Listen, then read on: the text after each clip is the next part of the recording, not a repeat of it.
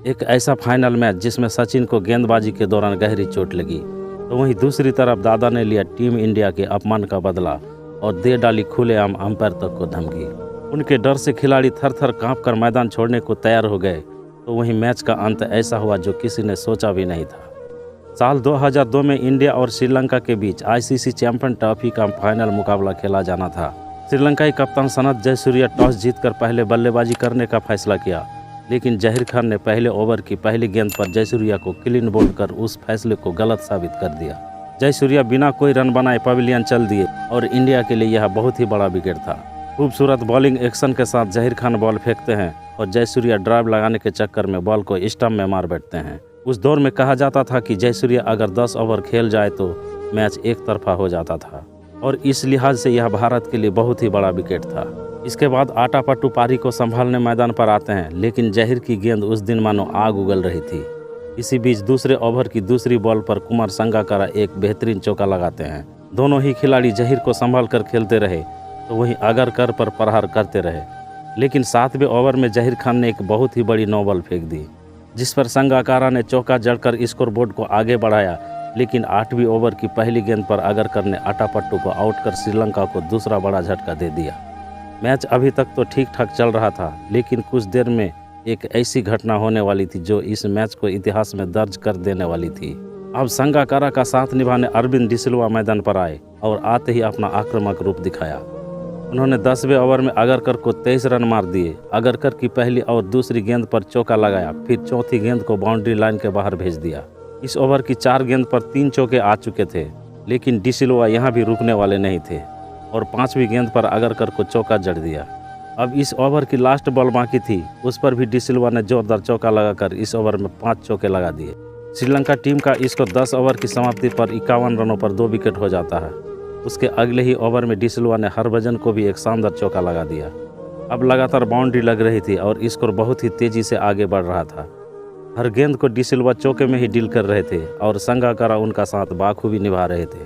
इसी बीच डिसिल्वा ने अनिल कुंबले को एक बड़ा शॉट लगाना चाहा और शॉट लगाने के चक्कर में अपना विकेट खो दिया और निराश होकर पवेलियन चल दी। अरविंद डिसिल्वा ने 27 रनों की बेहद ही तेज पारी खेली। अब भारतीय टीम के सामने होते हैं महिला जयवर्धने, लेकिन जयवर्धने के साथ संगाकारा पिच पर ज़्यादा देर तक टिक नहीं सके और एक भयंकर मिस अंडरस्टैंडिंग के चलते संगाकारा भी रन आउट हो जाते हैं और इस रन आउट का दर्द जयवर्धने के चेहरे पर साफ साफ दिखाई दे रहा होता है। अब श्रीलंका टीम का स्कोर 16.3 ओवरों में 71 रनों पर 4 विकेट हो जाता है और श्रीलंका की टीम संकट में आ चुकी थी। अब महिला जयवर्धने का साथ देने आते हैं रसल। दोनों ने भारतीय गेंदबाजों का सामना संभल कर किया और 20 ओवरों तक कोई विकेट नहीं गिरने दिया और तभी रसल ने कुंबले को लीड कर चौका लगा दिया। श्रीलंका की पारी कछुए की रफ्तार से आगे बढ़ रही थी, क्योंकि 30 ओवरों का खेल समाप्त हो चुका था और स्कोर मात्र 112 रन ही था। तभी जयवर्धन ने स्कोर को तेजी से आगे बढ़ाया और अपने टीम के रन रेट को तेजी से आगे करने की कोशिश की। इस बीच दोनों के बीच 50 रनों की पार्टनरशिप भी पूरी हो गई और अब यहां से श्रीलंकाई टीम को मैच में बने रहने के लिए कुछ बड़े शॉट की ज़रूरत थी। ये दोनों खिलाड़ी टीम को संकट से निकाल चुके थे। अब ज़रूरत थी बड़े बड़े शॉट खेलने की और इसी बीच महिला जयवर्धने ने अपनी हाफ सेंचुरी पूरी कर लेते हैं। श्रीलंका की तरफ से ये पहला हाफ सेंचुरी थी। अब इस पारी का 40 ओवरों का खेल खत्म हो चुका था और श्रीलंकाई टीम का स्कोर 152 रनों पर 4 विकेट होता है और यहीं से शुरू होता है मैच का वह विवादित पल जो इतिहास के पन्नों में हमेशा हमेशा के लिए अमर हो गया, जो दादा के दामन के साथ हमेशा के लिए जुड़ गया। रसेल ने एक शॉट खेला और उसी के दौरान रसल पिच पर दौड़ते हुए दिखाई दिए। तभी राहुल द्रविड़ ने रसेल को पिच पर दौड़ने से मना किया और उसके बाद रसेल ने जवाब में राहुल द्रविड़ को गाली दे दी और ये सुनते ही तुरंत ही सौरव गांगुली भी वहां पहुंच गए और रसल को मैदान के बाहर मिलने की धमकी तक दे डाली। झगड़ा तो रुकने का नाम नहीं ले रहा था, बल्कि बढ़ता ही जा रहा था। इसके बाद बीच बचाव के लिए अंपायर आए, जिस पर दादा ने अंपायर को खूब डांटा और रसेल को संभालने को कहा। ये विवाद तो थमने का नाम ही नहीं ले रहा था। रसल तो मैदान छोड़कर भागने के लिए भी तैयार हो गए थे, क्योंकि दादा की दादागिरी के आगे वह भी हार मान चुके थे।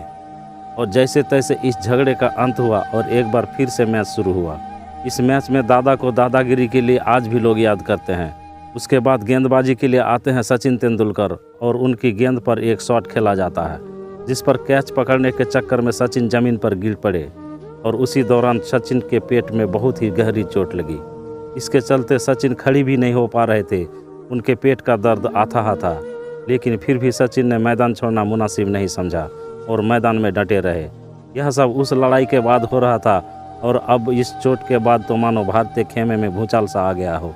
हर भारतीय गेंदबाज अपनी जान झोंकने के लिए तैयार था और यही कारण था कि अब श्रीलंकाई बल्लेबाज एक एक रनों के लिए तरस रहे थे और कुछ ओवरों तक ऐसे ही रनों का सूखा बना रहा। लेकिन 43वें ओवर में महिला जयवर्धने ने सचिन तेंदुलकर पर एक बड़ा फिर से अटैक किया और उनको लगातार 2 चौके लगाकर 100 रनों की पार्टनरशिप पूरी कर ली। अब दोनों तरफ से रनों की रफ्तार थोड़ी बढ़ सी गई थी और रनों की बरसात हो रही थी, क्योंकि रसल आखिरी ओवर में और भी घातक हो जाते हैं और उसका परिणाम भी देखने को मिल रहा था। जहां कुछ समय पहले श्रीलंकाई खिलाड़ी एक रनों के लिए तरस रहे थे, तो वहीं अब रनों की बाढ़ आ चुकी थी। लेकिन तभी गांगुली ने अपने हाथों से जयवर्धने का कैच लेकर उनकी पारी का अंत कर दिया। महिला ने इस मैच में सबसे ज़्यादा 77 रन बनाकर पवेलियन चल दिए और अब उपुल चंदना क्रीज पर होते हैं। लेकिन हरभजन की गेंद पर मोहम्मद कैफ चीते की तरह दौड़ते हुए एक शानदार कैच पकड़ते हैं। ये वो दौर था जब भारतीय टीम में फील्डिंग स्टैंडर्ड बहुत ही खराब था और उस दौर में कैफ हर मैच में अपनी फील्डिंग से कम 30 रन बचा लेते थे। चंद्रा आउट हो चुके थे, लेकिन रसल अभी भी क्रीज पर मौजूद थे। वह अपने पिच पर होने का प्रमाण बाखूबी पेश कर रहे थे और देखते ही देखते अपनी टीम के स्कोर को 200 रनों के पार पहुंचा देते हैं।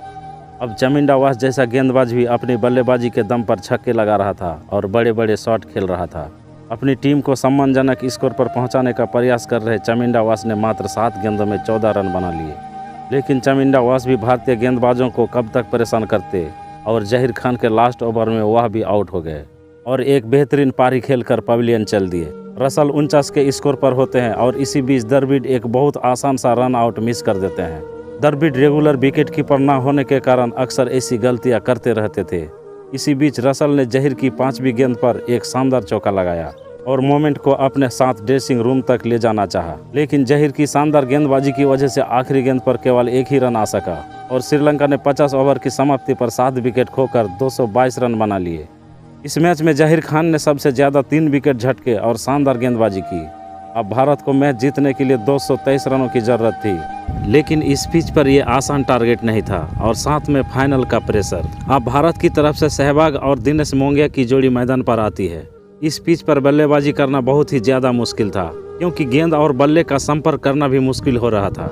एक तरफ गेंदबाज गेंद फेंक रहा था तो वहीं दूसरी तरफ विकेट कीपर गेंद पकड़ रहा था, मानो बल्लेबाजों से कोई नाता ही ना हो। लेकिन दूसरे ओवर की दूसरी गेंद पर सहवाग ने इस पारी का पहला चौका जड़ दिया। लेकिन आज इस पिच पर हर खिलाड़ी संघर्ष करता दिखाई दे रहा था, चाहे वह सहवाग हो या फिर मुंगिया। दोनों बल्लेबाज श्रीलंकाई गेंदबाज के आगे परेशान दिखाई दे रहे थे, क्योंकि गेंद और बल्ले का संपर्क ही नहीं हो पा रहा था और लगातार भारतीय टीम पर दबाव भी बढ़ता जा रहा था। इसी के साथ तीसरे ओवर में दिनेश मोंगिया अपना विकेट गंवाकर पवेलियन चले जाते हैं। अब भारतीय टीम के लिए यह मैच जीतना बेहद मुश्किल लग रहा था, क्योंकि मोंगिया 9 गेंदों का सामना करके कोई भी रन नहीं बना सके थे और बिना खाता खोले पवेलियन वापस चले गए।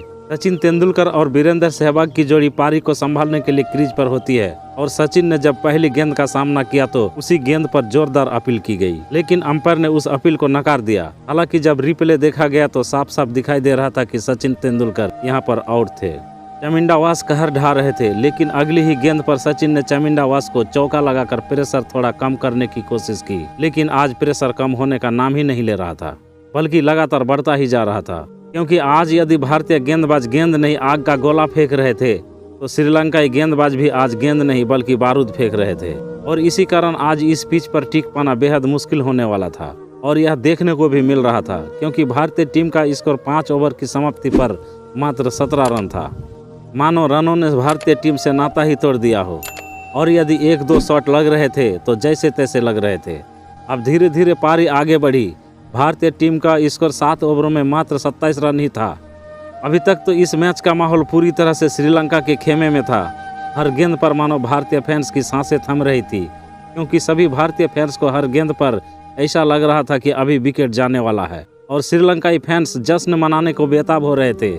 लेकिन तभी कुदरत का कहर देखने को मिला और बीच मैदान में बारिश शुरू हो जाती है और बारिश इतना ज़्यादा हुई कि दोबारा से मैच शुरू ही नहीं हो सका। यदि इस मैच में डकवर्थ लुईस नियम लगता तो उसके लिए भारतीय टीम को कम से कम 25 ओवरों तक खेलना जरूरी था। लेकिन भारतीय टीम अभी 25 ओवर नहीं खेल सके थे। इसका मतलब तो साफ हो गया था, यदि मैच शुरू नहीं हो पाता तो इस ट्रॉफी को शेयर किया जाएगा। और श्रीलंकाई कप्तान जयसूर्या के चेहरे पर इस बात का निराशा साफ साफ दिखाई दे रही थी, क्योंकि जयसूर्या को पता था कि यह मैच पूरी तरह से उनके कब्जे में था। लेकिन भारत के लिए अच्छी खबर यह थी कि सचिन और सहवाग की जोड़ी अभी भी क्रीज पर होती है। और आज से पहले सचिन और सहवाग ने ऐसा सैकड़ों बार करके दिखाया था, लेकिन आज करना शायद मुश्किल लग रहा था। बारिश ने रुकने का नाम नहीं लिया और मैच को पूरी तरह से रोक दिया जाता है। फाइनल मैच रिजर्व होने के कारण मैच अगले दिन फिर से खेला जाता है और श्रीलंका पहले बल्लेबाजी करती है। लेकिन भारत की पारी के दौरान फिर से बारिश हो जाती है और लास्ट में ट्रॉफी को दोनों देशों के बीच शेयर कर दिया जाता है। और इस तरह से एक शानदार मैच बिना निर्णय के खत्म हो जाता है। हालांकि इस मैच में आज भी गांगुली की दादागिरी के लिए याद किया जाता है। तो दोस्तों, गांगुली की कप्तानी को आप क्या कहना चाहेंगे, हमारे कमेंट बॉक्स में लिखकर जरूर बताएं। वीडियो देखने के लिए धन्यवाद। जय हिंद, जय भारत।